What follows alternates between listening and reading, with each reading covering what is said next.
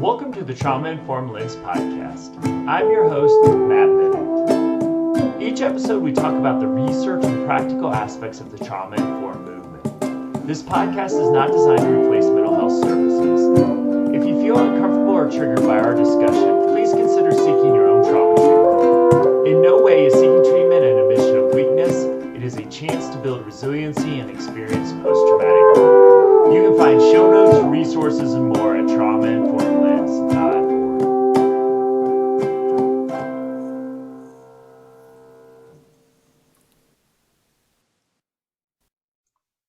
Welcome, friends, to the Trauma Informed Lens podcast. I have a very special guest, Rebecca Bloom, today, and we're going to talk about her new book, Vicarious Trauma Illustrated, and some of her work and thinking on trauma as well. So, Rebecca, I'm excited to have you. As always, I love our guests to start out just a little bit about who you are, your interest in trauma, and I know we share a passion for self-care and helping folks identify and hopefully get help for vicarious trauma as well. So welcome to the show.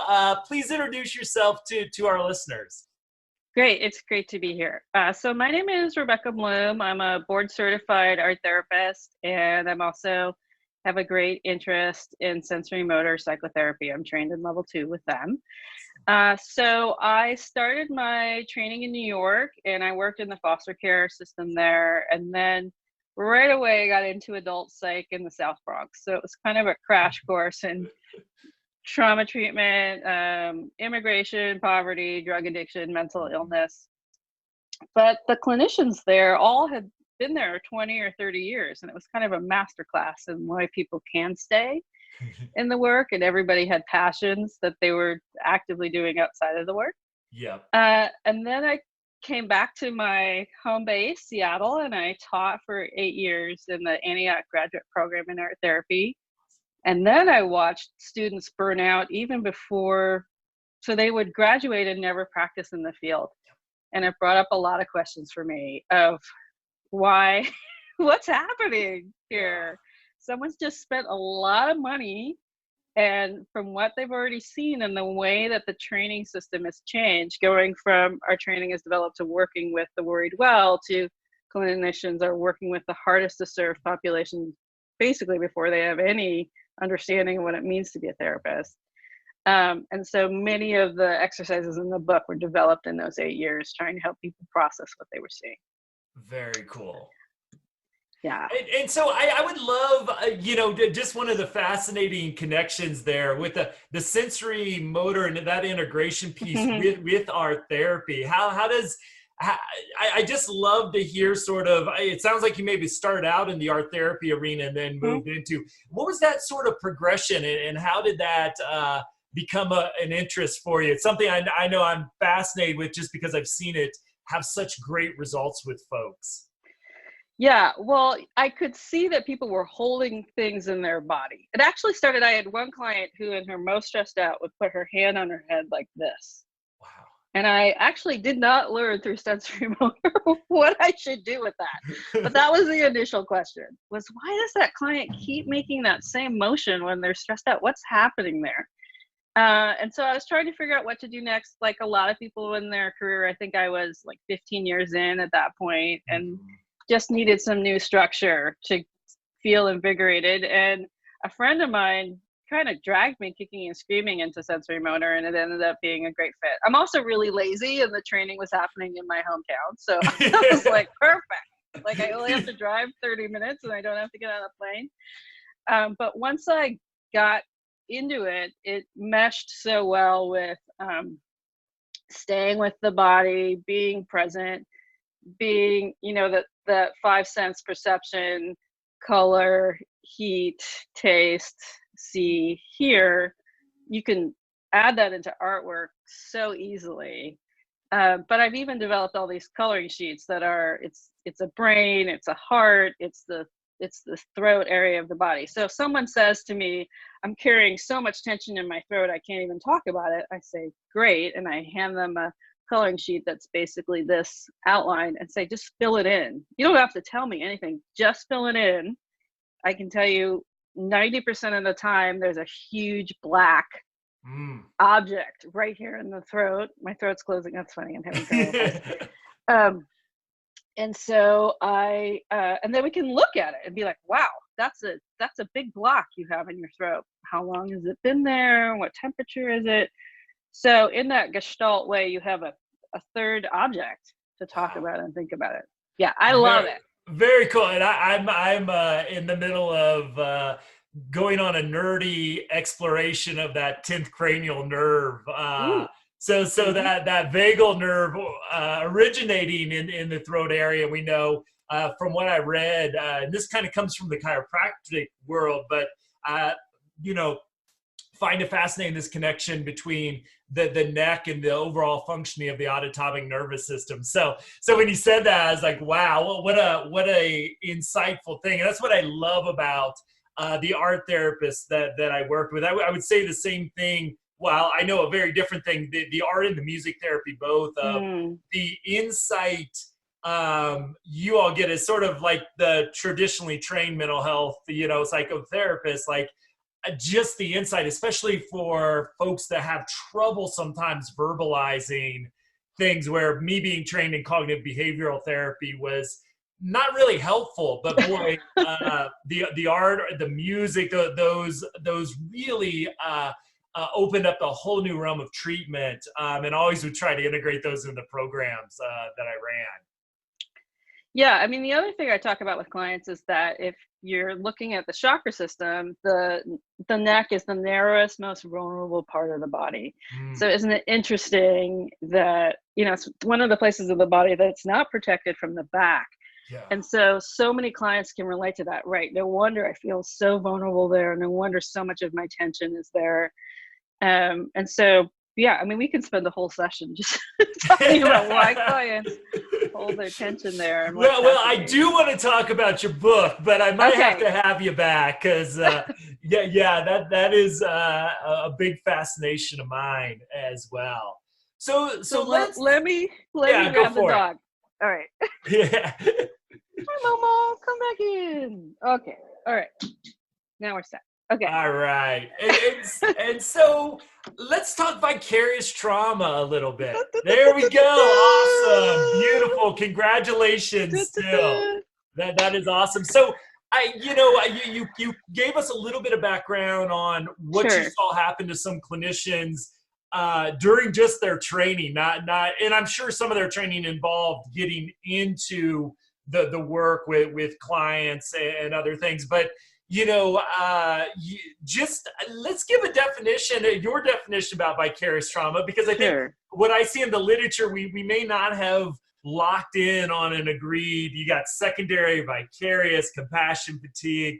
So kind of, you kind of started us on your journey towards the importance of this, but I want to open it up to you for a definition, and then follow that up with, it's one thing to be fascinated with something, it's another thing to write a book on it. So love to hear your definitions, and then a little bit about your journey to the book.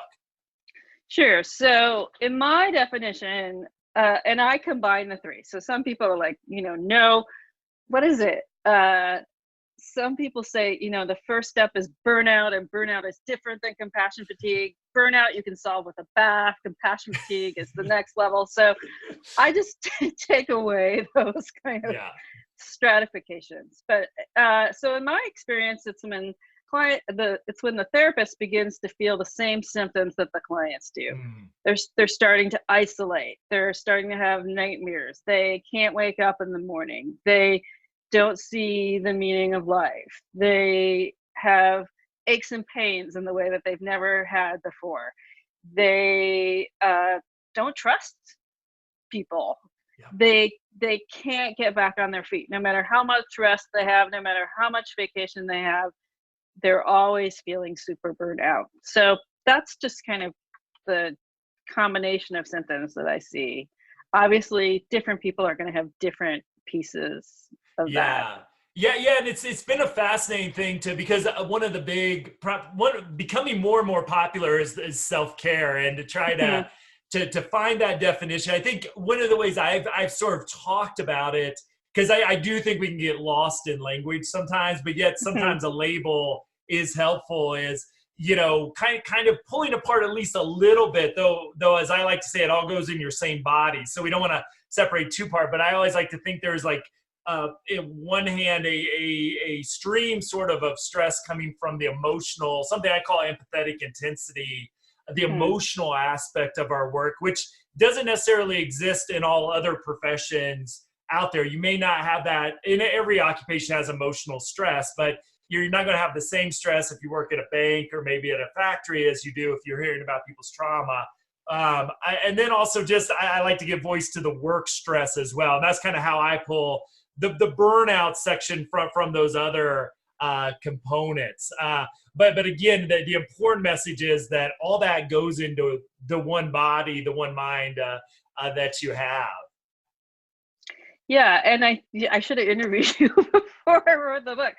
You say it so well, but yeah, I think the idea is people go into this work because they're natural helpers. Yeah, they get into the work, and what I used to say when I taught the internship supervision class is most people go into the work thinking, oh, I'll work with clients exactly like me. And what they discover when they're in the work is, so I used to say, my job as your internship academic supervisor is to prepare you for, you have no idea how much stress people can live under, and you have no idea how broken the system is. Yeah. And those two things together leave a lot of clinicians feeling helpless. And so the issue I'm always going back to is, what is your theoretical framework that you're looking at this through, so that you don't feel like you have to solve any of this, because guess what? You're not going to. Absolutely. Especially that system part. I think that for me as a young, and I'll say young and dumb helper, who I think at one point verbalized, I'm going to go change the world now. I think that those words came out of my mouth at one point. I think that, one is I was not ready to walk in that.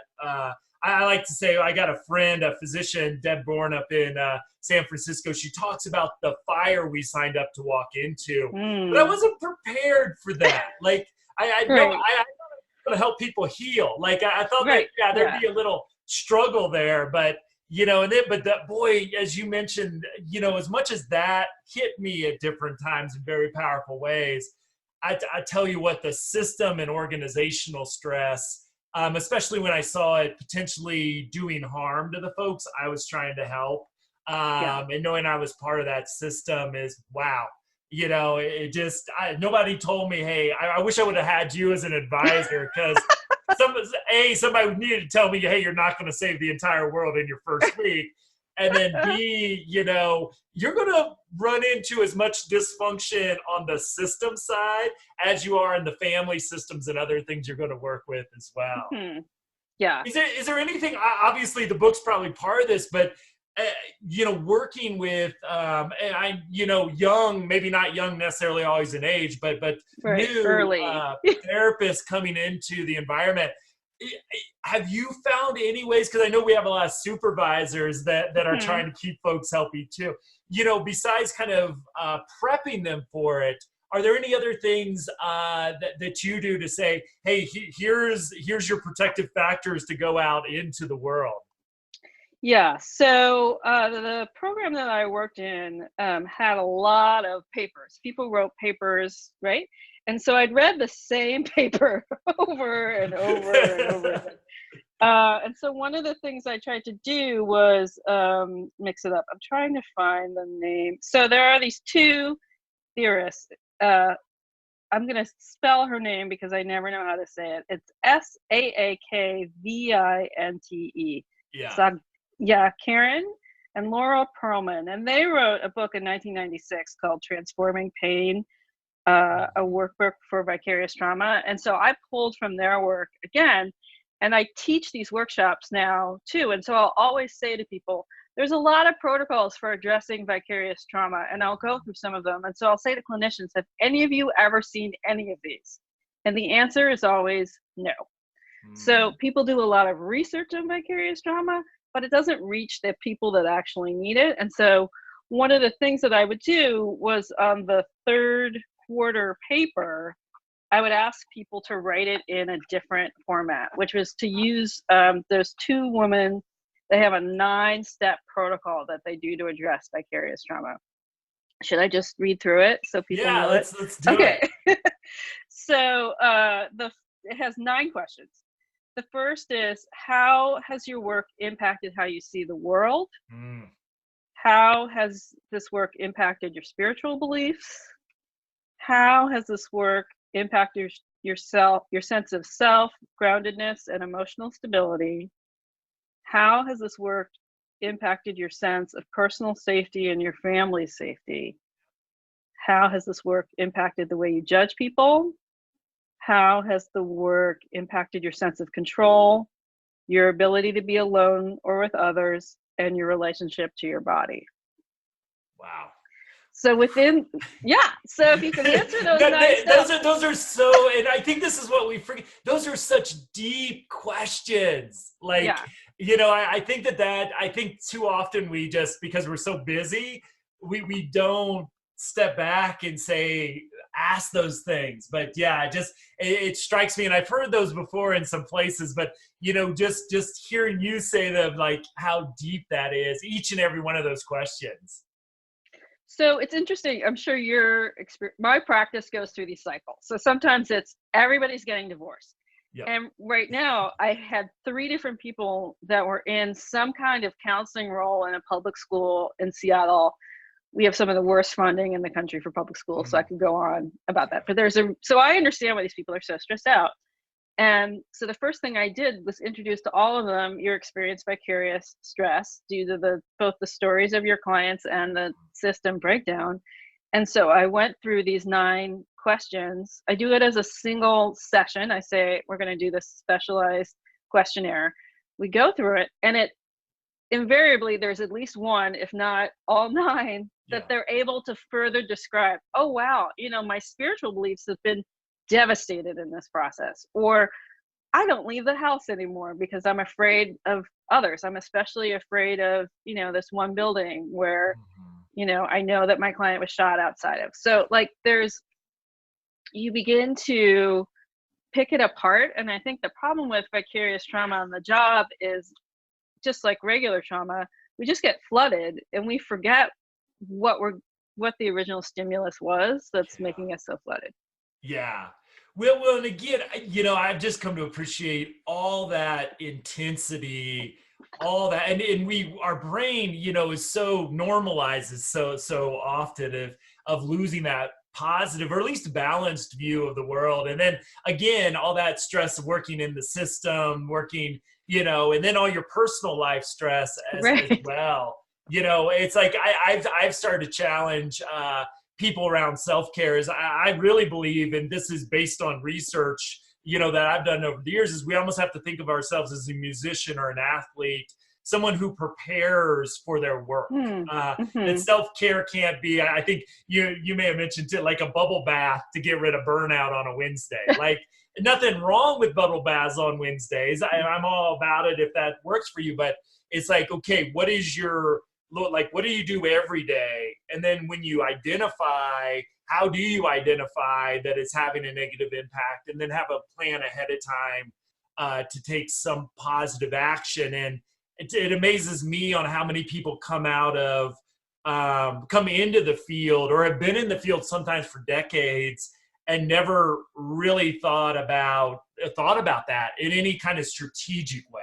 And that sounds like one of the things you try to do for your students is to get them thinking, putting this on their radar very early on in their journey into the healing professions. Yeah, and also for the large presentation that I do, the 6-hour presentation, there's, looking at all the research over aggregate, there's 2 major factors that increase a higher rate of burnout. One is systemic, which is, what does your caseload look like? And so that's, to be honest with people, if you're working with incarcerated, marginalized, indigenous, imprisoned, military families, there's going to be a higher rate of burnout because the trauma is just so high. Absolutely.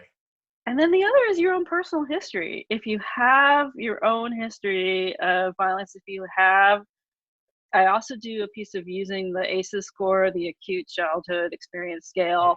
If you come into this work with a really high ACEs scale, which is probably why you were attracted to the work, it's going to impact how you process this, because it's going to pull on your own issues so intensely. So, just acknowledging what's the deck you walk in with, Yeah. what's the deck the job is handing you, Yeah. can really help people put in, understand what they're doing.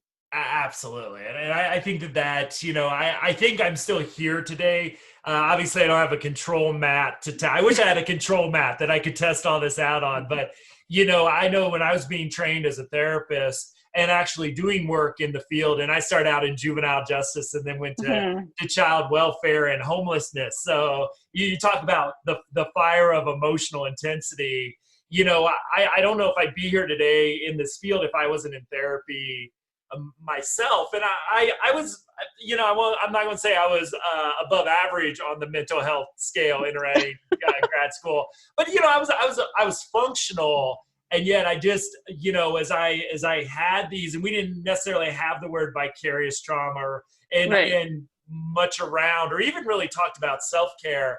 It's like I needed that deep introspection early on, or I think I would have thought there's something severely wrong with me, and probably either would have just kind of got cynical or callous or left the field. So I think it's such a big to have that level of insight is so key. Sorry about that. I thought my phone was off. Yeah. So let's talk about, let's go to the book. Sure. So what kind of led you to creating the book? And how would you suggest our listeners might think about if they're interested in bringing it into their own self-care, or into maybe even their organizations to use? Sure. So it's called Vicarious Trauma Illustrated. It's really an illustrated book. I'm a big fan of graphic medicine and comics, and so I really wanted to make a graphic novel about vicarious trauma, and actually tried to do that for a year. I took comic book classes. I was drawing comics all the time, and I was trying to make it happen. And then the Kavanaugh trial happened, and in order to process what I was seeing, my own experience of having worked with sexual abuse survivors for years and years and years, my own experience with women in the criminal justice system, I just started to paint nonstop. And I was also finding myself painting infographics for my friends who are like, why am I so triggered? And I was like, oh, I'll make a painting about the vagal nerve and why you're so triggered. And then I realized that I was illustrating the book in a way that I never thought about before. So instead of a comic book, it's kind of like a very trippy illustrated book. So like, I'll show you an example. So in that series that I just said, like, how do you address your own safety? This spider is an interesting image for art therapists. And if you're trained in Jungian art therapy, it's about things being really toxic and scary. And so I had all of these paintings, and I realized, oh, this is the book. So the book follows the workshop that I developed, which really follows my own career. So I look at how vicarious trauma is addressed through psychoanalytic theory, through Jungian theory, through feminist theory, through narrative, which is the Perlman work, and then through sensory motor. So each series has illustrations that inspire people. There's also exercises at the end of each section. And there's just lots of ways to address it. And I feel like people are often, someone comes and says, I'm so overwhelmed with my client. And the supervisor says, yeah, that's the way it goes. And then, or what's your personal process that's making you overwhelmed? Instead of asking some of the deeper questions like, how do you feel in your body? If you were to draw a portrait of yourself with that client's diagnosis, what would that look like? Or like for the Jungian theory, it's using dichotomy, draw a picture of yourself as a healer, draw a picture of yourself as a professional. It's just full of little prompts to kind of help you separate these out. Very cool. So how have some, obviously probably parts of your training as well. So you just have kind of people go through each of is it kind of a sequential piece, or do you help people kind of identify what might be their best starting place?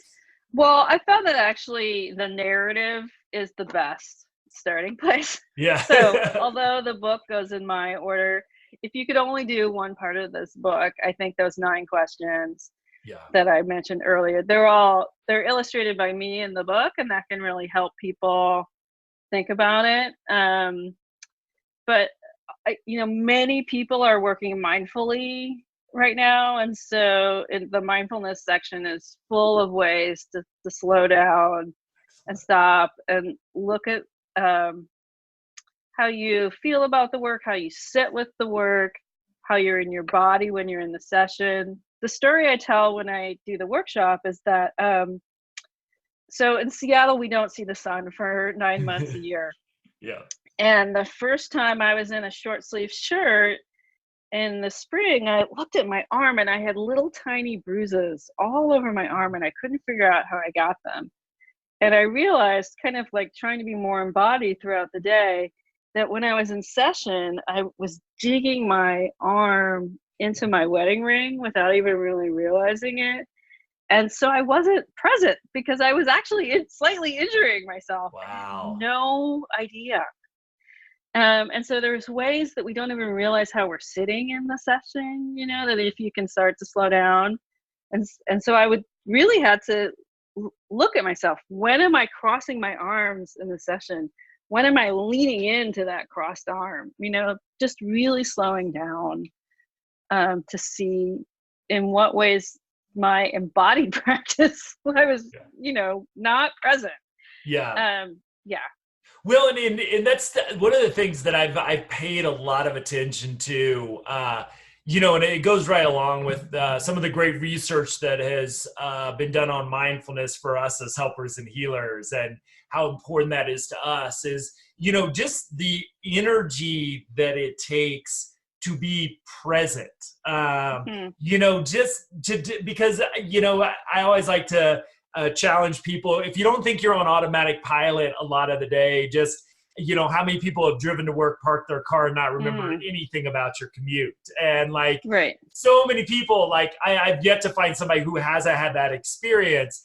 And so it shows how, how automatic pilot can really lead us through so much complexity. And yet to be in that healer role, you've really got to be ultra present as just a starting point. Then we put our skill sets and our empathetic listening and active listening and nonverbal and all that on top of it. But I don't think a lot of times we sit back and realize that's why one of the reasons we feel like even if we've been sitting down all day, we've run a marathon at the end of the day, because that what that cost us in energy, glucose, oxygen, just to stay in that modality for 6+ hours a day is that would exhaust the most elite athletes in the world.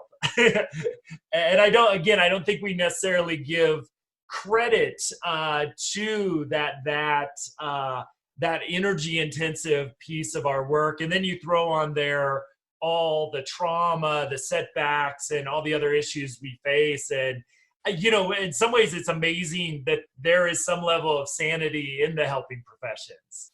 Right. When you just look at it from a scientific perspective. And when I teach the workshop, I often say for people who are at an agency, statistically, 1/3 of your coworkers, maybe including you, are in active vicarious trauma. Yeah.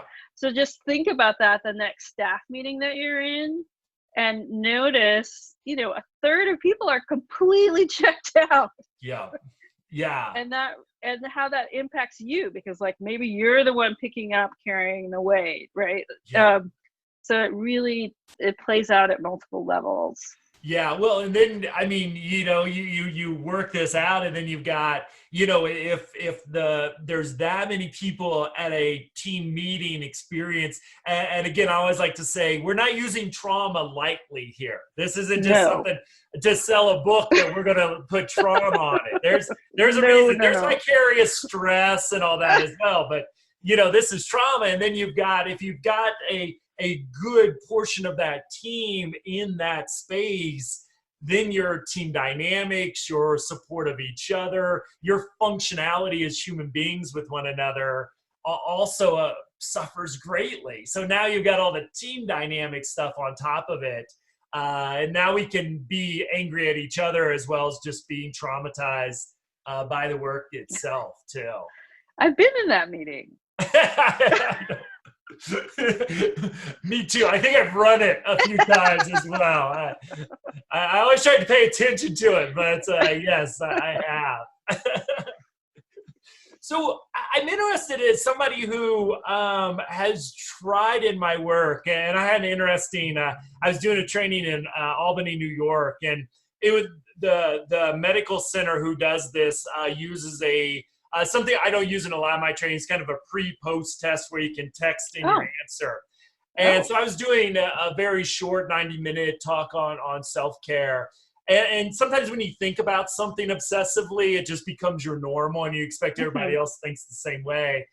And one of the questions I asked was whether or not, true or false, my self-care and my wellness impacts the quality of services I delivered. And only 20% thought that statement was true. And so, one of the ways, and I work a lot in the healthcare arena, so I've got to try to get physicians to listen to me, nurses to listen. So, as well, social workers, mental health folks as well. And so I kind of wonder, through your experience and thinking deeply about vicarious trauma and your supervisory experience, how do you connect wellness, self-care, the negative burnout, vicarious trauma, all these things? How do you see that really impacting someone's ability to be in that healing position, that sort of role that they're taking on?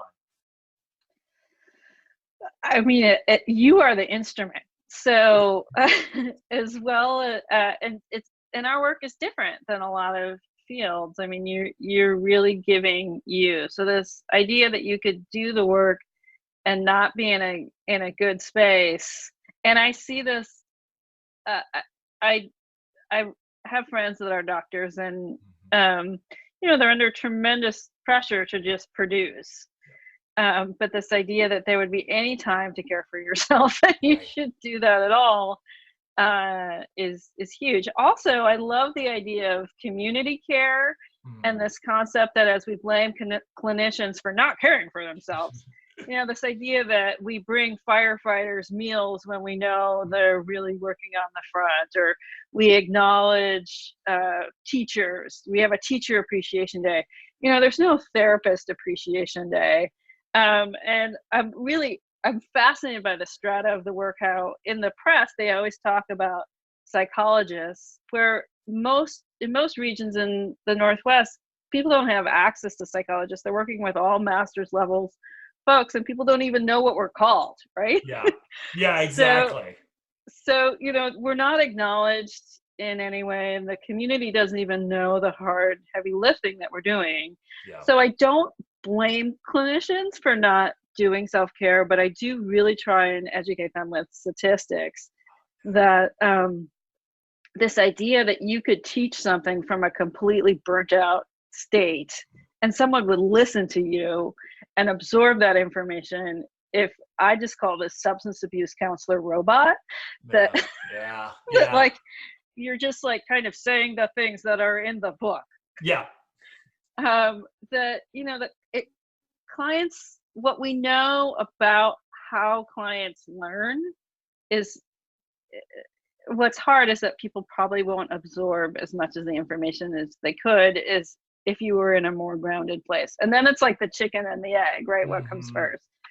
So I don't know if I answered your question or absolutely. So another thing that I'd be interested to hear is my experience of writing several books in my past, one of the things I love about the process is that even as a trainer, writing a book, you think deeper about something. And I know through my experiences, things I did maybe not necessarily pay a whole lot of attention to, when I started to write the book, became much more prominent in my thinking. So obviously, as people go through your book, you're hoping to provide them some insight and a chance to reflect on themselves. I wonder, through your process of this labor of love that you brought to the world, was there any kind of some aha moments that things may have came into your consciousness that in a more powerful way than before you wrote it? Yeah, I think the biggest thing I was reminded of was the work of Judith Herman, and that the concept that trauma exists and it's not a human failing is only 40 years old in our culture. And that we really have feminist theory and women to thank for that. Because before that, in psychoanalytic theory and in Jungian theory too, there wasn't a lot of room for trauma impacts you because it's hurtful. It's not some moral failing or some shadow side popping up. Right. It actually crushes your sense of being. And so in my workshop, I teach a lot about, Judith Herman's work only happened because she was the first generation of women to enter the medical field. And women came to her and said, I think I don't feel well because there's incest in my family. And she went back to the medical literature and there was nothing. And so she began all of that. And so this idea that this is so new in our culture to talk about, trauma is so new to talk about. We've always talked about it through storytelling. And I think that's why it dovetails so well with the expressive arts, because we've always danced out, drawn out, made music about trauma. We haven't talked about it very long. Yeah. And so I think that's why there's such a disconnect. And I'm also so really amazed at how everybody's a situational expert in trauma. Even when I teach the workshop, I say, like, we all have as much situational awareness about it, but we're not really taught how to think about it. So I can tell you're really aware of all of how it impacts the body and the brain and our ability to learn after trauma. So, like, if we all knew as much about concussions as we did about trauma, or like hydrating. So I talk a lot about that with my clients, that we're really talking about this for the first time. And that's actually why graphic medicine and comics work so well, because just like with kids, we're starting it with picture books. Right, absolutely. We're going from there.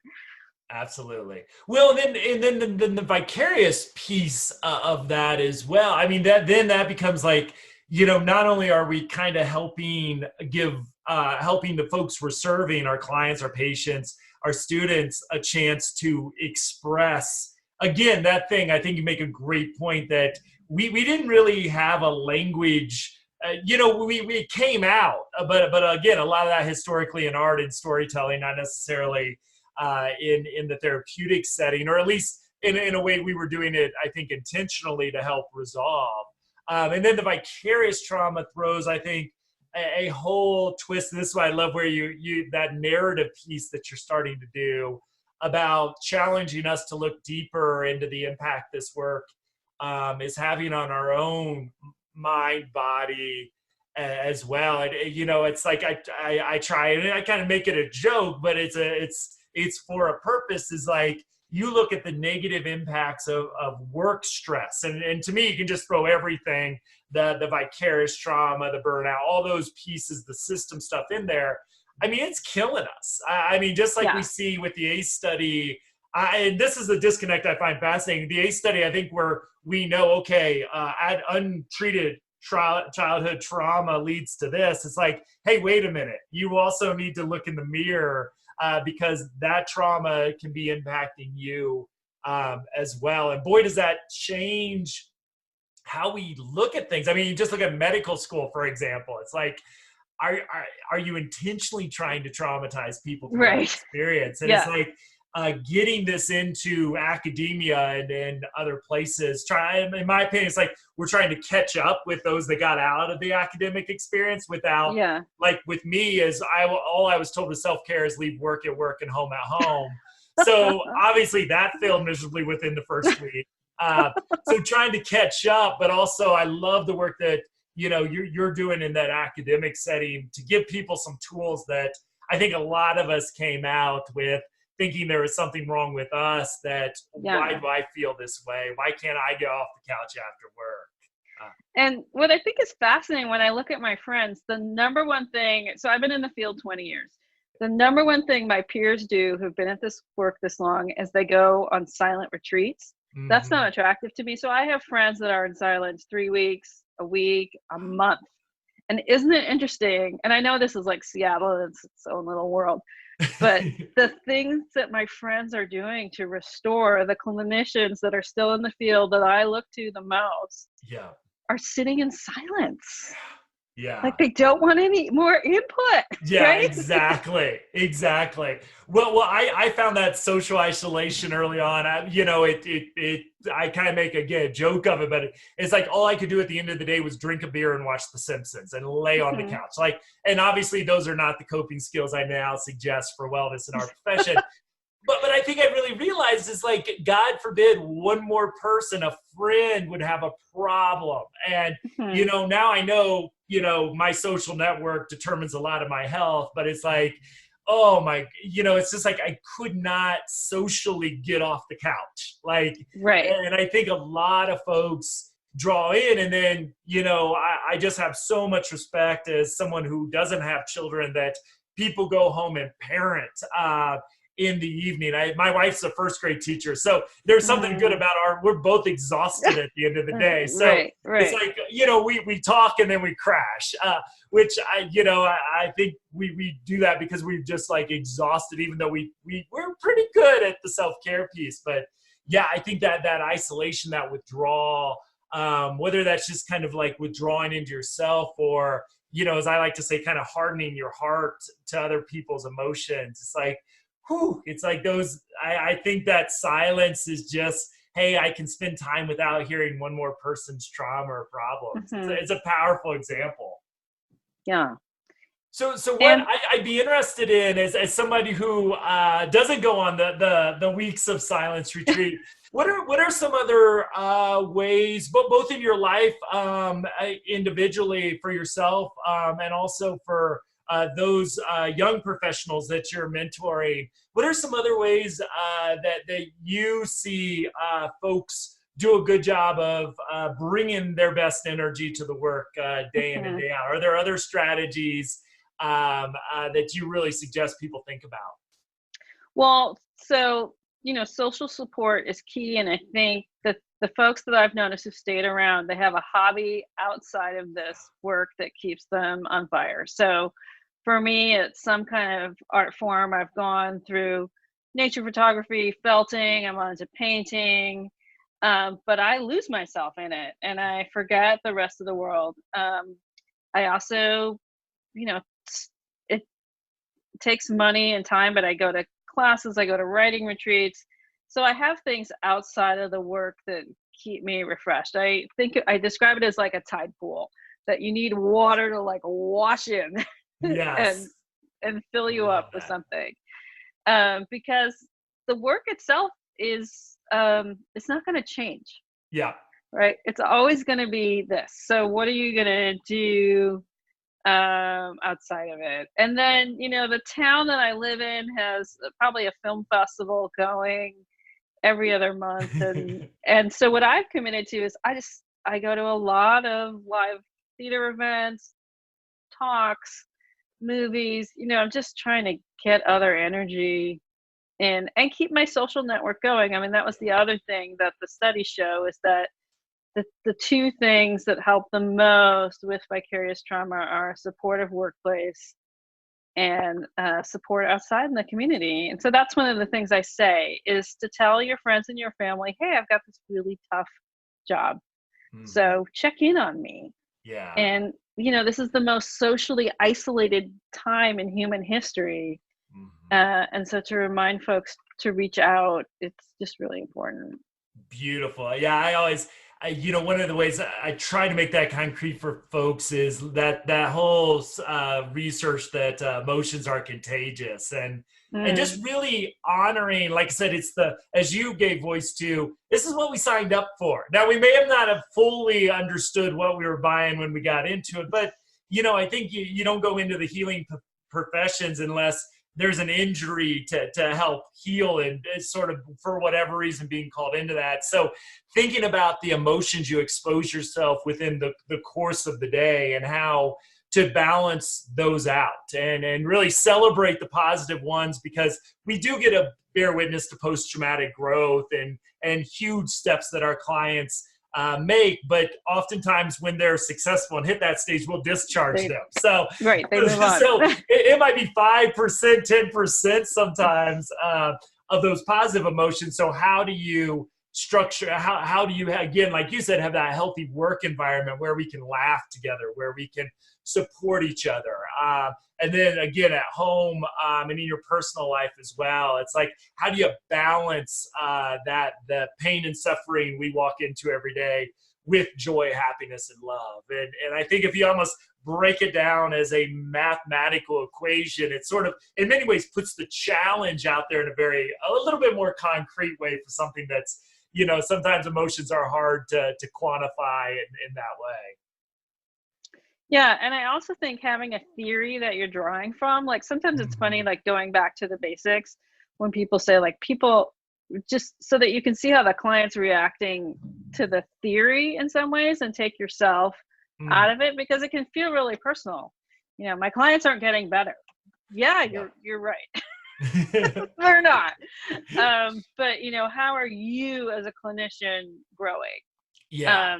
Because if you do this work and expect your clients to feed you, you're going to get in some trouble. Absolutely. And again, I wish somebody would have told me that. I look back and, I had an undergrad as a human service major, and then counseling psych for 3 years in grad school. It's like, where was this? Where was somebody saying, hey, if you're not careful, you're going to potentially do very great harm to yourself? And I think I love, like I said, you bringing this work into the world, and it's such a creative and fun, way that allows people, again, sometimes reading another book about trauma necessarily might just be too hard. So giving people this other venue, I think, is really a great gift to so many folks.